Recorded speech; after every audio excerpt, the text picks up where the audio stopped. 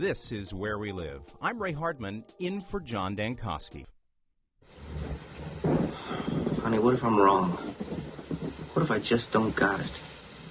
Ed, it was only one review. Well, Ed Wood, not an independent film, but a great film by Tim Burton. But the filmmaker Ed Wood was his tour de force, Plan 9 from Outer Space, widely considered one of the worst movies ever made, rightfully so.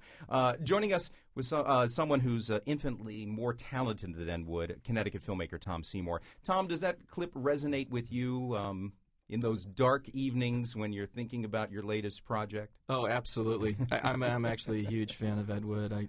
I watch that movie a lot. When I'm actually feeling down, I watch that film. To boost yourself up, to make yourself feel better. Yeah, well, I mean, there's a lot I have in common. Like, I mean, when one day me and Phil Hall were going through the similarities I have in my career to Ed Wood, and it was kind of shocking. So you've had some cross-dressing movies, I assume. Well, actually, yeah. The latest film I did called London Betty actually involves a cross-dresser. So what's it like trying to put together, a 90-minute film on a shoestring budget? Well, it's pretty difficult.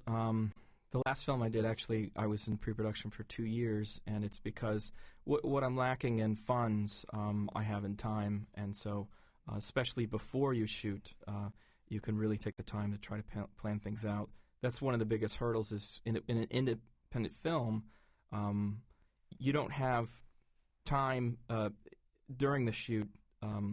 Like, let's say a typical film would be shot over a few months. I would only have a few weeks. Mm-hmm. So pre-production is something that I could do for cheap to hopefully make a more cohesive film, Yeah.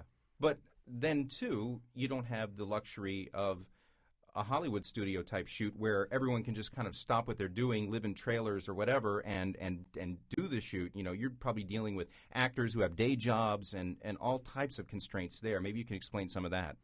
Oh yeah, I mean, we are working around other people's schedules. I mean, we try to basically, the way that a lot of my friends are involved in the film is they treat sort of the independent films as their vacation. Mm-hmm. So they'll take a week off from work, and their vacation will be to work 14 hours a day on my independent film shoot. And we do try to have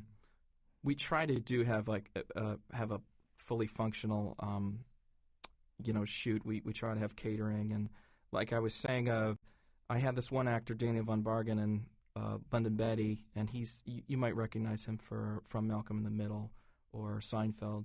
And we gave him a trailer. I mean, it was my parents' camper. But he had a trailer, and he appreciated it very much. Yeah. So,